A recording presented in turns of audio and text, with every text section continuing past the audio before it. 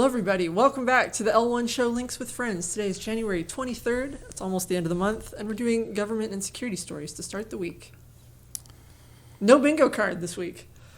I didn't mess up any of that. Oh, I'm sure. I didn't say the wrong word. I didn't say the wrong date. I didn't say the wrong category. It's been a hectic day. Yeah, it's been very snowy. It's impressive that you got it after all that. We have a big story coming out of the Supreme Court, not because of what they did, but because of what they didn't. The U.S. Supreme Court has snubbed Apple, mostly, in the Apple Epic Games legal battle. Actually, both Epic and Apple appealed. Apple won on 9 of the 10 counts. That wasn't good enough for them. Epic won on 1 of the 10 counts. Epic suffering. And the U.S. Supreme Court said, nah, we're going to let it stand. They were both pissed. They both press released and was like, we hate this. We're both pissed. We're going to talk a lot more about the aspects of that in the business section tomorrow. There's a lot of Apple news. So be sure to check that out. But oh boy, it's frustrating. And a lot of that comes from Apple now. They're going to have to do something about this. And like you said, we'll talk more about it. But it's a weird time for them to fight that because they also know that on the horizon there's this. The the Apple is going to face a U.S. antitrust lawsuit as soon as March. Apple shrugged off this Epic lawsuit, which I thought brought up valid capitalistic complaints. I can't imagine that Apple is going to shrug this off because they're going to be facing the incompetent U.S. government. So this is just going to be all for show, right? Look, we did something about it. And you're going to get a lot of testimony that's going to happen there where they're going to drag out all the nasty stuff that Apple's done over the years and all the stuff they continue to do that's anti-consumer and anti-worker. And yet they just can't help themselves. Move to Texas or else. Apple sends some California employees a clear message. And that message is move to Texas or else. Most of the team working on Siri. It's like, hey, we're moving Siri's headquarters to Austin. It's like, but I always worked in San Diego for Siri. It's like, well, guess what? You got to move. Or don't have a job. And in fact, they told them, hey, we're going to move you to a different building in San Francisco. And everybody was like, all right, cool, I guess. I can do that. And then now it was like, no, we're not doing that anymore. Yeah. That would suck. Apple really is just like, pray, I've altered the deal. Pray I do not alter it any further. I don't know why I put that in the government section. This? No, the one before it. Oh, I don't know. Because something California. There is a Snowbrain. California didn't make that decision. No, that's the employment lawsuit. Like there's going to be. And I would say San Francisco is probably responsible for those, the real estate collapse and all the madness and the poop on the streets and so forth. So yeah, maybe we could squeeze that in there. But this one's definitely a government story because the government and Congress in particular is banging their fist on the table and saying, we want the moon. And we want it now. The headline is the U.S. must beat China back to the moon, Congress tells NASA. And that sounds like an amazing headline, and then you dig into it, and NASA's like, well, you've given us $1.63 and some used chewing gum. I don't know what you expect. NASA's done more with less. And they're like, Elon Musk he launches every day with that. Like, you don't understand all the regulations we have to comply with and all the safety, and we have to do everything to the nth degree. Our robots aren't allowed to kill people.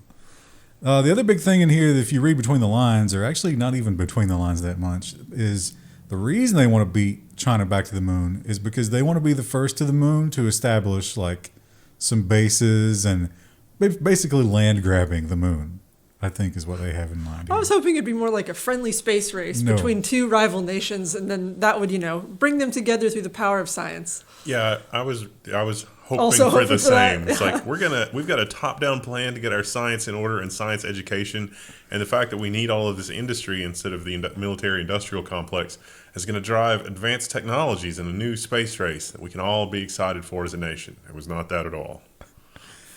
We're trying to reduce the weight of the launch vehicle here, and I see we have 500 pounds of landmines. Also, no safety gear.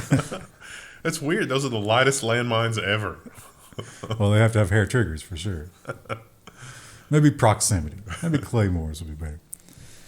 And if you've been doing any driving, you may have noticed that more and more the various cities and I guess whoever controls the highway in these areas, they're having fun times with the messages. They're putting stuff up there. I mean, the messages are still the same, but they're kind of fun to maybe make you pay more attention or whatever. And of course, our soulless bureaucrats in charge cannot tolerate it. The AP has an article about this. No joke. The feds are banning humorous electronic messages on highways. Are you telling me the sign that says zombies ahead is not real? This is also kind of a slow phase out. They're like, you don't have to stop right now, but by this time in 2026, there can be no more humorous messages on signs. Get it out now. So you don't have humor withdrawals. And the big story of the year, now that the polar vortex is going to be over, it will be over for you guys by the time you see this, we now have nothing to distract us from the horror that is the presidential election. And all the big tech companies are assuring us that they're going to do everything they can to prevent disinformation when it comes to this election. OpenAI unveils its plan for tackling abuse ahead of the 2024 elections. This is not dystopian at all. They don't really have a ton of plans. There weren't a lot of concrete steps here, other than they're going to try and monitor for people who are trying to create election disinformation with AI as it's happening, and they're going to do the whole image watermarking type thing, which we already knew about. It's not going to matter. Somebody's still going to be able to use their real camera to take a picture of a simulated environment, and it's hard to tell. And kind of like the canaries that a lot of tech companies use in terms of the government hasn't come to us and demanded information in X number of days. OpenAI had some policies on its website on things that it would not tolerate AI doing, and now those have disappeared. The CNBC article is OpenAI quietly removes ban on military use of its AI tools. The terms of service changed. It's like, what changed? Let's look. We got paid. That's what changed. And then you look at it and it says, oh. And this isn't good not because of the obvious reasons, but we've got another story later that talks about how the AI can be trained to be deceptive. The AI, if it's like, hey, you want to be really helpful as a large language model, help me find where the enemies are. It can hallucinate where the enemies are. So using it in this context is especially dangerous. They're hiding in this orphanage. So what they say is the reason for this is because they are going to start helping the DoD with cybersecurity using OpenAI, which seems like a terrible, terrible idea. But because of that, they've had to change it. They do say that they still will not develop or use weapons, but would a cyber counterattack be a weapon?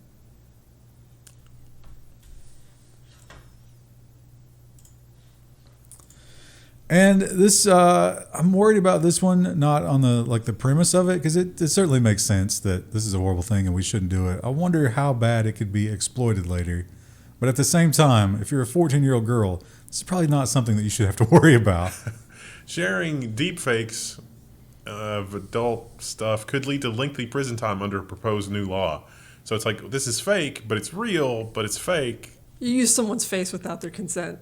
On something, like that was really, really bad. Probably more than their face, because you could get a shot where she's wearing like some summer clothes or whatever. And this did happen. It was a New Jersey school where a bunch of the girls had this done, and then it was spread on social media. One of them was 14, and she's one of the big people trying to spearhead this. It's a terrible thing to do, for sure. Deepfakes also doesn't really make this new. Like, this kind of thing has been happening for 10 or 20 years. It's just deepfakes maybe makes it slightly easier or slightly more believable or slightly less considerably work. Easier. Because before you at least had to pirate and then learn Photoshop. I saw, I think it was last week, an article, I didn't include it, but they are now saying that statistically the biggest offenders of CSAM are now other children. Because they're sharing actual photos of one another and themselves. That seems like that would change the severity of the laws, and a lot of the laws don't take that into account. Exactly. Right. Turns them all into criminals. No, they're just idiots. Just extreme idiots. And we're big proponents of open source here. It's got its ups and downs. One of the big downs is that the major corporations can just pick it up and use it and then not play by the rules. And what are you going to do, sue them? Well, guess what? Their legal department is never going to even be worried about you. They will crush you. I love this story because there's hope. This is a new judicial ruling in the Vizio lawsuit to strengthen the GPL. So in California, this was basically Vizio has been violating the GPL, and it's just, okay, who's going to bring the lawsuit for that? And so this is a ruling that says, hey, there's an aspect of the GPL that's not copyright, but is actually a contract, and we should treat this as a contract enforcement action under the law because that'll be easier for people to get enforcement of the GPL. And that legal strategy is actually working in California. So this could be a new tool to get GPL compliance out of companies that flagrantly violate it, like Vizio. And also, they're probably coming for you, Ubiquity. This guy, the rule is if you use open source software, you have to give somebody, whoever demands it, a copy of that software. If you buy a Vizio TV, I could request it. Because you are, the product has the software in it, so you should be able to get a copy of it. They can't just protect that. They said no, or basically just ignored him. And so now it's going to have to go through the courts to see if he can compel that from them. But the judge was very pro little guy in this, which is nice. Here is another judge who hopefully is also pro little guy, because if you recall, a lot of this facial recognition training data came from your social media posts. Did you consent to that? Well, the Texans want some answers from Mr. Zuckerberg. Meta CEO Mark Zuckerberg may be headed to Texas over legal woes. The judge says, yeah, he can be deposed here. Bring him here. He'll have to leave his Hawaiian bunker. Oh, It's a fancy what bunker. an inconvenience for someone with millions of dollars. Well, Millions. while he's out, he's going to be buying a couple $1 billion worth of NVIDIA GPUs. Oh, I forgot to add that when I saw it this morning. And Apple, they have lost in Europe, and they've lost in a big way. And a lot of people predicted that if they were to lose, they would simply have two different worlds, one in the EU that complies and one in the rest of the world that doesn't comply. Seems like that's what they're going to do. Apple Store to be split in two ahead of EU iPhone sideloading deadline. Basically, the EU has said the iPhone's basically a computer. People ought to be able to load whatever on it. And so Apple is gearing up to split the App Store in two, to split the world in two and treat their devices differently. Does this mean they're not the mother? Well, this is, yeah. No. Is that a Solomon joke? Yeah. The, what is it, Norway? I think Norway, there's some of these rules are already in place in Norway. And we'll talk a little bit more about it in the business section because that's what Apple uses as a template for their Epic lawsuit here in the U.S. All these things sort of overlap, and it really is amazing how sociopathic Apple is in their response to these kinds of things. Didn't we establish that Norway is not in the, if they're in the economic union, but not the government union? Yeah, something like that. Or was that Netherlands? So Someone will engagement tell us, challenge. yeah. Lots of engagement. Engage. Well, let us know below. Apple is not the only one that is feeling the brunt of those EU policies, and they shouldn't be, let's be fair, but their biggest competitor will also be dealing with this problem. Reuters has a pretty good write-up. Google this week's search results to comply with EU tech rules. This mainly has to do with comparison sites, right? Like I thought this was going to be a more comprehensive ruling, but this seems like a really minor tweak. I think the idea is when you search for something and you see the sidebar, which is all of Google's coverage of that, then they feel like that's an advantage over another site who's offering the same service, who gets buried by the SEO. So now they're going to try to feature more third-party content in that. So there's probably going to be another section up at the top before you get to actual search results. What and about it's the just gonna be ads? even worse. And the building's collapsing. The UK had a big problem with their post office, with their internal employees. They decided to let some software just run the show. Just bureaucratic software was completely in charge. Shockingly, it made terrible mistakes. But it turns out that they have enshrined in their laws some insane rules. The Guardian has a headline, Update Law on Computer Evidence to Avoid Horizon Repeat, Ministers Urged. So like all of this that we just said sounds like word salad. What actually happened here is the postmasters in these regions had been accused of stealing, and it not even large amounts of money. It's just that, well, actually a couple of times it was large amounts of money, but usually not. It was just their cash accounting would be off a couple of $100. And most of the postmasters, it turned out, would just pay. They're just like, I don't want to go through the headache of this, just pay. Some of them were fired. Some of them are in jail, I think. It was pretty severe punishment for the people that stood their ground and said, no, this has got to be some kind of a mistake. A decade later, yeah, it turns out it was actually a mistake. Holy crap. But the law says that we can trust evidence, forensic evidence that's been pulled from computers because that's going to be accurate. But in the world of modern AI, that can hallucinate. This wasn't even AI. This was just bad bad software. Yeah, there could just be any sort of bug that could cause a problem. Like, So- it should be audited, right? So if you can have bugs that are this bad, imagine layering on AI on top of that. What a crazy law, though, because you remember the first year of computer science when we did the ethics class and they were like, yeah, here's the radiation machine that cooked people. Oh. Here's the one that stole money by accident. Here's the elevator that decapitated people. Yeah, we went through all of these things. It All was the like- work they had to do to fix like just dates flipping over, like Yeah. So no one in the UK leadership has ever had that training, I suppose. The EU, or just falling down a YouTube rabbit hole where you watch the one about the radiation, and you're like, oh no. maybe that should be required for being a lawmaker. There's going to be a new entry in those ethics textbooks. It's like all the yeah. postmasters were put in jail because of buggy software. And the EU is also fighting for the artists. And to be fair, this sounds like they are kind of going for the little guys and maybe not just Taylor Swift, which is probably a good thing. Music streaming platforms must pay artists more, say the EU. We're on an inevitable trajectory where the platforms on which content are distributed are normalized in terms of their cost to operation, whether that's apps or copyrighted material, which are also apps, kind of. So they want the stuff that makes the most money for them, and that means the algorithm, and that means the other people get buried. But then they game that system to make even more money by saying to the little guys who can't get discovered, hey, you want to get discovered? Well, if we didn't have to pay you these pesky royalties, we'd give you free entry into the algorithm. And some people are like, okay, I guess. That sounds like YouTube offering creators to promote their stuff to the audience for money. That's weird. And then still just show you the same. Every time I'm on a Twitch stream, it's like, oh, I watched this YouTube video this week. It was really interesting. Everybody's like, yeah, I saw that too. We're all in the same algorithm. No.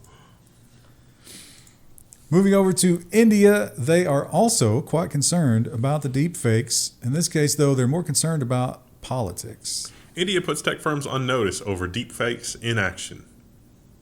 You know, I always read this, and it's easier maybe in the lens of somewhere else. And so, like, the worry in India is the deepfakes are now so accessible and so easy that people would see that and freak out. And they have in the past. There was an election in a rural village, and it was a case of mistaken identity, and there was a mob, and some people got killed. I think that wasn't even AI. That was just simply social media posts saying somebody was a witch or something. Yeah. So I get why they're really worried about this.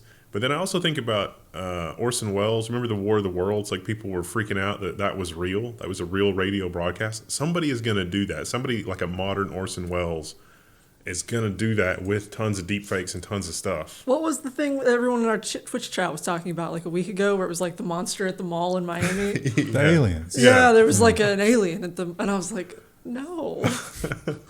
That's funny. That was a weird situation. Yeah. Yeah, We it didn't was get any strange. information about it.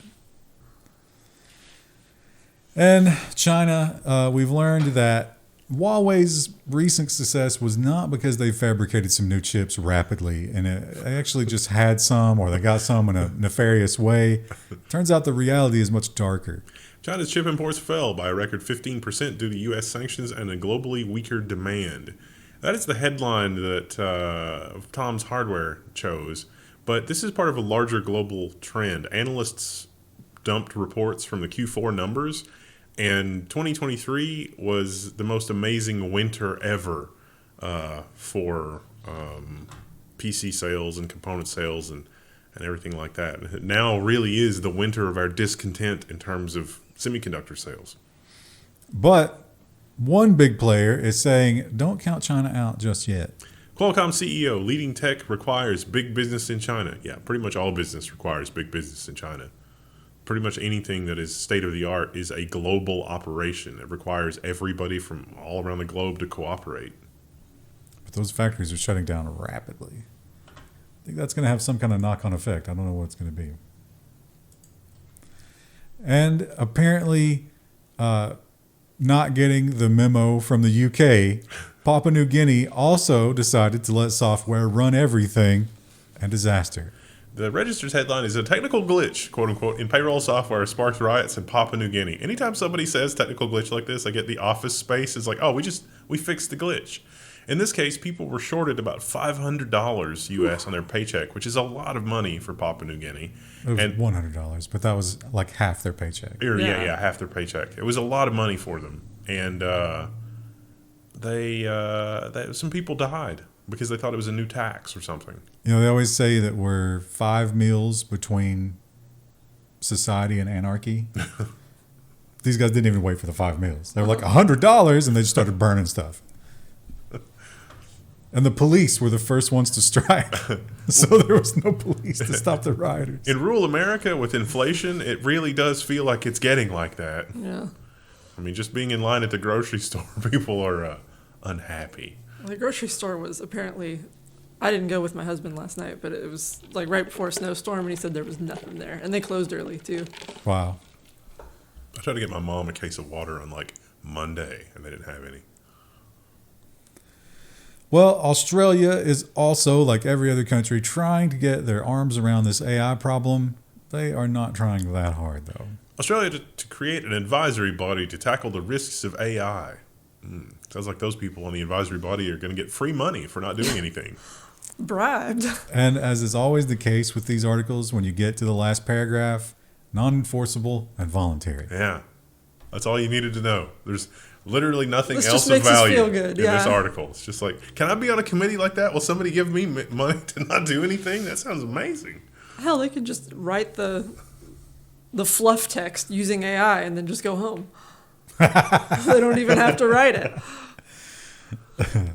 The danger of AI is it might take my job. Don't tell anybody. All right, we're going to time this correctly. You ready? Yep. A flaw in millions of Apple, AMD, and Qualcomm GPUs could expose AI data. Okay. Oh, you even like kind of stretched it out there, and you still got it before the pop-up. This is a nothing burger. This is mostly a nothing burger. This is just a gentle reminder to computer scientists that, hey, when you load stuff in GPU memory, the GPU doesn't clear the memory when you're done with it. If you're running multiple jobs in parallel, all those jobs can access GPU memory. Because guess what? GPUs weren't built for multi-user, multi-purpose compute. Not really.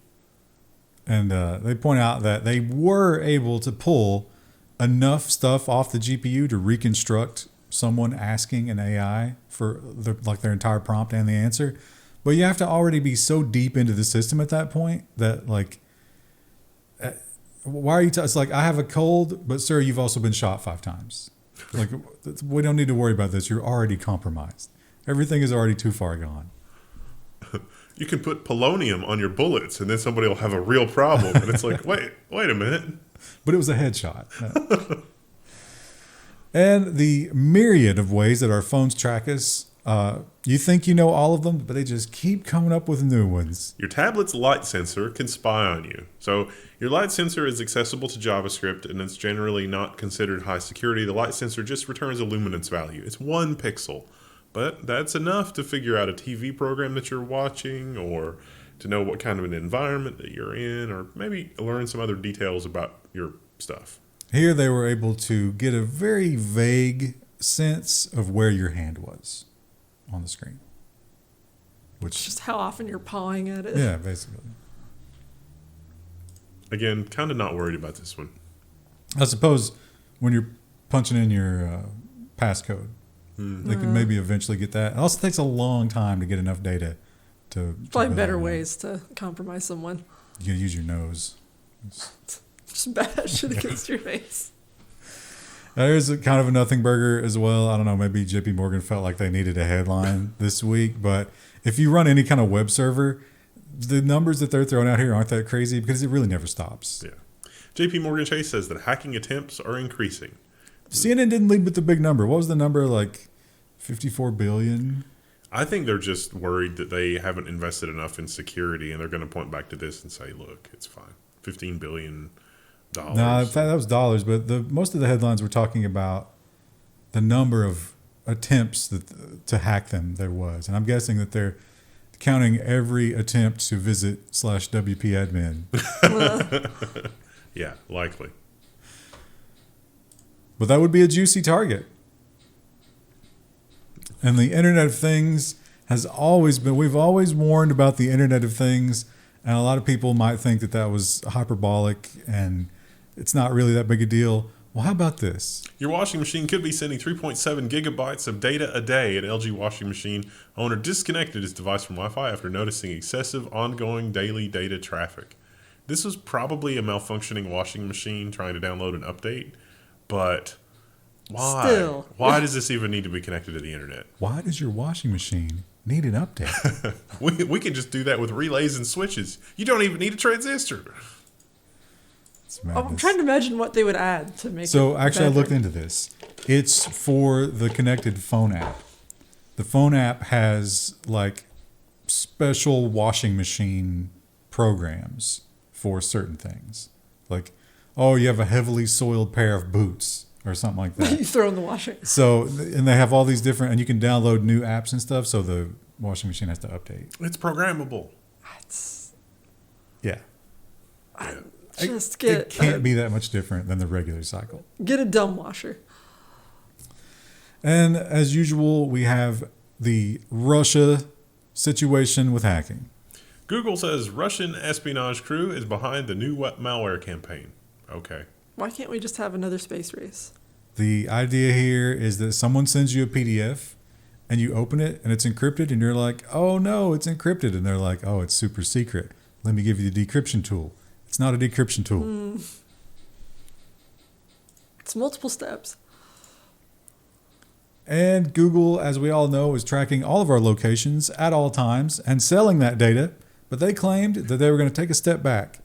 Google promised to delete location data on abortion clinic visits. It did not, a study says. It's just they collect so much data so comprehensively that it would be just too much work to find the data that it needs to delete. But not too much work to find the data to deliver it to law enforcement. That's weird. They said that based on their studies, what was this, like ACLU or somebody, they were thinking there was still at least 50 to 60% tracking. And don't forget how easy it is to obtain that kind of a geofence warrant. It's like we know that crime is occurring in this building. We want a geofence warrant for everybody that was in this building. And it's like, And you might be thinking, hey, they're not going to get me because when I'm researching crime, I use incognito mode. But now even Google has to admit that doesn't do anything. Chrome updates its incognito warning to admit that Google tracks users in private mode. What they're talking about is that when in incognito mode, nothing is saved on the local computer, but the Google tracking pixels still work, as do pretty much everything else. Google doesn't let the other websites track you as much, but Google themselves track Still you tracking. just as much as normal. I don't know if that's surprising to anybody. Disappointing, maybe, but not surprising. You know what else is not surprising? With all of the streaming wars and the rapidly inflating cost of entertainment, is that some people look for alternatives. And because the web is basically dead and the only place you can go for any information is Reddit, that's where they go. But remember that Reddit is still part of the evil empire. Don't fall for it. Ars Technica's headline is Reddit must share IP addresses of piracy-discussing users, film studios say. This is a follow-up of a follow-up of a follow-up that we covered before. No, this isn't the same set of users. This is another different set of users that the movie studios are looking for information on. Reddit is still fighting it, but you know Reddit won the first case of this, but this is another different case. Maybe we should add the skull and crossbones, or crossed swords, I guess, in this scenario, to our teabag key on the story. I can't wait for the large Pirate. language model where it's like, hello, large language model. Today I would like for you to scour the internet and find me the episodes of Always Sunny that I accidentally screwed up. And it's like, I'm sorry, I'm a large language model, and I can't do that because piracy is wrong. Yeah. And the Ukrainians, we've heard recently of a lot of Russian attacks that hit them, and this week they got a big retaliation. Ukrainian hacker group takes down Moscow ISP as revenge for Kyivstar cyber attack. The So this letting on that was, headline, you could drive a bus through it. M9Com, if you are in Russia and you're using M9Com for your ISP, you had no service. Well, a lot of ISPs in Ukraine were wiped when the invasion began. So, Sucks if you're a Russian citizen who doesn't really want to be doing it, doesn't want to be attacking Doesn't Ukraine. want to be doing a war. You just want to sit at home and be on the internet and try to forget about it. Now you can't even do that. That was a short one this week. It was a short one. it's January. We're only just getting started.